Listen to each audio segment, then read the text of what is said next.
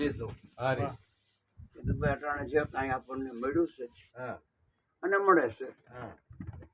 રાજાઓને રાજે મળ્યા. તેથી ઝૂંપડા તો હતા જ. તેથી ઝૂંપડા હતા, ઓયડીઓ હતી, ખોયડા હતા અને રાજ હતા. એમ અટાણે છે જમા વિના કોઈને જડતું નથી. હોય તમારું રામની બેગમાં ખાતું ભજન કરો, ભો પારોત્ર બાંધો ભજન નું ભાતો જેવડા સમજણ ની બે વાતો. મનુષ્ય દેહે કરીને બાપા જે કઈ આપણે પુરુષાર્થ કરી, ભજન કરી, સેવા કરી, સંતોની યાદી રાખી, નર્દમમાં ધ્યાન કરી, આત્મા પરમાત્માનું બાપા ભજન કરીને ગુરુની યાદી કરી, એ બાપા લખાઈ જાય છે, જમા થાય છે ને. એ એક બેંક છે આપણી, એ ભવો ભવની બેંક છે. આ બેંકમાં તો કદાચ આપણે ગુજરી ગયા હોય એટલે લેવાય ન જવાય, પીડ્યા હારા, અરે આવા લઈ આવે. પણ ઓલી આ બેંકમાં તો કોઈનો ભાગ નથી. પોતે જેટલી કમાઈ કરે એટલી પોતાને મળે, એમાં કોઈ ફેરફાર નથી ને ત્યાં બીજું કઈ લાથલું ચાલતી નથી.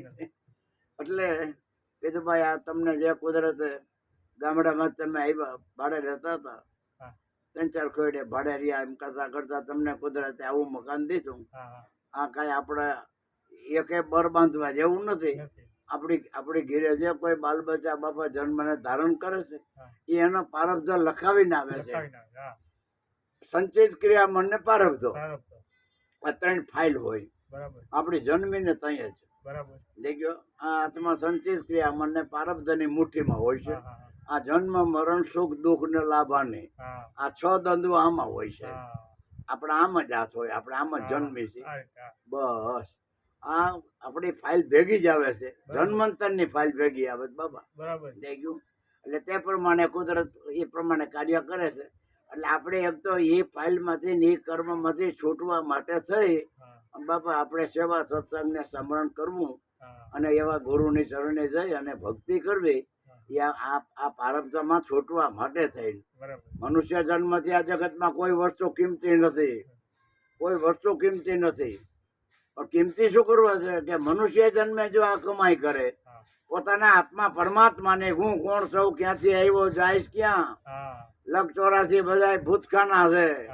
આમાંથી નીકળીને કૂતરીના ગલોડિયા થઈ જાય, આમાંથી નીકળી ગધડીના બતલા થઈ જાય, આમાંથી નીકળીને બાપા હણકા બટલા થઈ જાય. આમાં ક્યાં વાર લાગે? હું છે આસાન્યા વાસા સુરતાન્યા દેહ ધરતા. ભાગવત ની માલિકો ભરત રાજા તપ કરવા આવ્યા હતા.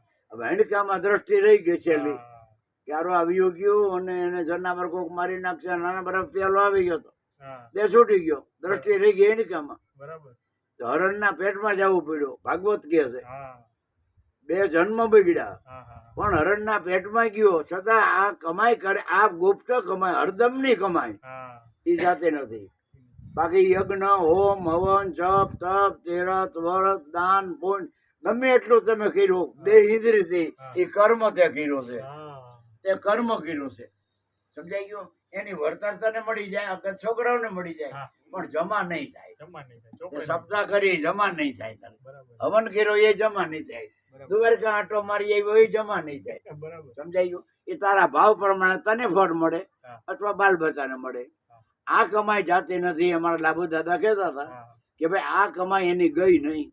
જેને આ કમાઈ કરી હતી એ ગઈ નહીં. કેમ ન ગઈ? કે એને શ્વાસાનું દાન દીધું હતું. તો અટાણે બાપા જે આ શ્વાસાનું દાન તમે દો છો ને, તુહિકાર જંક્શન છે આપણું, તુહિકાર જંક્શન છે. લઈ ગયું? આપણું નિરાકારનું આપણું ધ્યાન છે અને બ્રહ્માકારનું તો ભજન કરસ. નિરાકારનું ધ્યાન છે ને બ્રહ્માકારનું ભજન તું કરસ. આ જમા થાય છે એકો એક શ્વાસો. એટલે દાદા એમ કહેતા કે ગુરુમુખીનો શ્વાસ 1 કરોડ રૂપિયાની કિંમતનો છે. અને મીરાબાઈ તેમ કીધું કે રાણા મારો શ્વાસ છે અખંડ રામ છે. શ્વાસો મેરો રામ કહી છે, મેં શ્વાસમાં સમાય. સીતાજી મારી સદબુદ્ધિ કહી છે, પૂર્વ જન્મ કી કમાય. અને અત્યારે તમે વિચારો શું છે, હમણાં આવડો રિટાયર થઈ જાય, હવે બારી આવે આ બધા કઈ ખરું? તો કોણ? તો કોણ? પ્રગટ પ્રશ્નો. ઊંઘ આવી ગયા એટલે મરી નથી જતા અડધા. ઊંઘ આવી ગયા એટલે અડધા મરી જ જાય છે. આપણે કેની કીરે હુતા છે ક્યાં ખબર છે. પણ ત્યાં આ જમણ કોણ હાકે? આ પાવર હાઉસ કોણ લાવે? અખંડ. અને આ પાવર હાઉસ હાલે છે એટલે રોમે રોમની માલિકોનો પાવર છે. આ હલતી નથી, હલાવે છે. કોરોના લઈને વ્યો જાય ભલે કેની હાજરીથી હું જીવું છું અને કેની ગેરહાજરીથી હું મરી જાઉં છું, આટલું અટાણે આપણે વિચારવાનું છે. પણ એ આપણું ધ્યાન નથી, એ ધ્યાન નથી. આપણને ખબર છે કે આ વરરાજાની જાનમાં હું સૌ સમજાઈ ગયો. ડિસ્કો ભલે લઉં છું પણ વરરાજે નોતરો છું મને, વરરાજાની જાનમાં સૌ સમજાઈ ગયું. એટલું જ યાદ રાખવું પડે કે નહીં? પણ એ યાદ જો ન રહે તો શું કામનું બાપા? એટલે હાવ આપણને ખબર છે કે આની ગેરહાજરી થઈ ગઈ. આ બહાર નીકળ્યા પછી અંદર પુરાય નહીં તો કોઈ વાતે અંદર નખાતો નથી.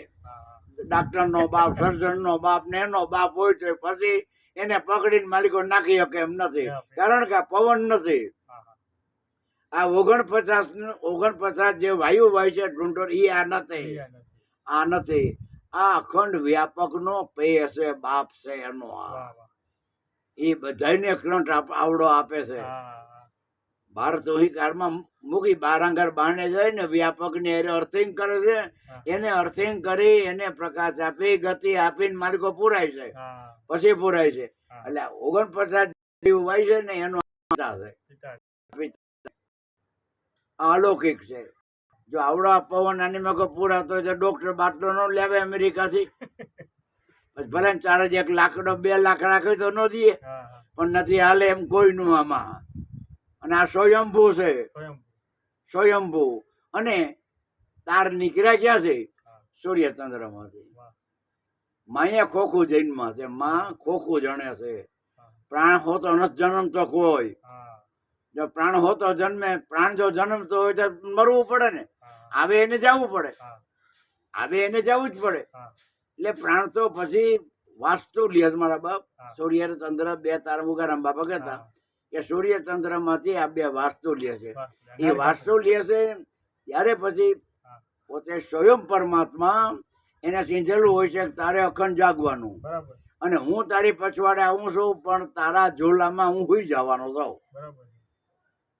સાક્ષાત પરિબ્રહ્મ પરમાત્મા જેને આપણે આત્મા કહી છે એ તમારા દરેક ના પ્રાણના ઝોલામાં છે, એ ચલાવે છે.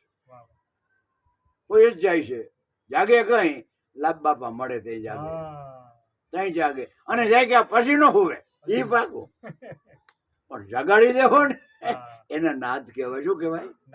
એને નાદ કહેવાય. બીજો નામ બ્રહ્મનાદ કહેવાય છે. એ બ્રહ્મનાદ ચાલુ થયા પછી બંધ થતો નથી. અને એ જાગી જાય એટલે 10 નાદ થાય છે. 12 નાદમાં 6 નાદ પ્રગટ હોય છે, 6 ગુપ્ત હોય છે.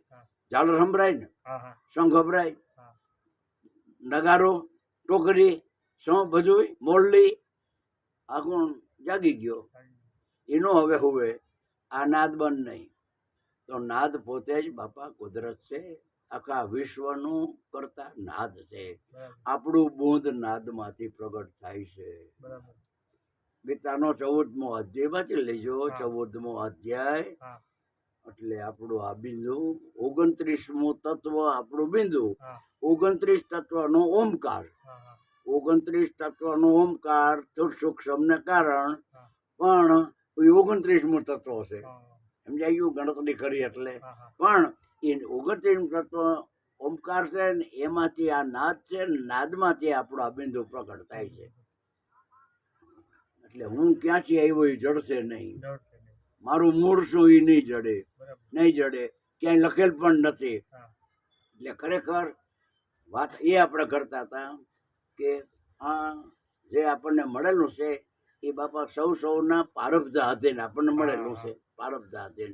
પણ એ બધા પારબ્ધ ખૂટે પાછું પરિવર્તન થઈ જાય. મેળીઓમાંથી બાપા કુબામાં આવી જાય, કુબામાંથી મેળી આવી જાય. પારબ્ધ ખવાઈ જાય તો રહી જાય, પણ ખવાય નહીં કેનું? જેની પાસે બાપા આ કઈક નિર્મળ છે, આ માયલી દયા છે, ધીરજ છે, ધ્યાન છે, ગુરુની કૃપા છે, સેવા છે, માતા પિતા ને ગુરુ ત્રણની જેની ભાવના છે, ત્યાં કાયમની માટે કુદરત બાપા ઓલું કરે છે. પણ હવે તમારે જે કરવાનું છે એ પારબ્ધાધીન કરવું છે. સંતોની સેવા. આવો આવો લે. અરે તારે જય ગુરુદેવ. જય ગુરુદેવ. બાપા બાપા.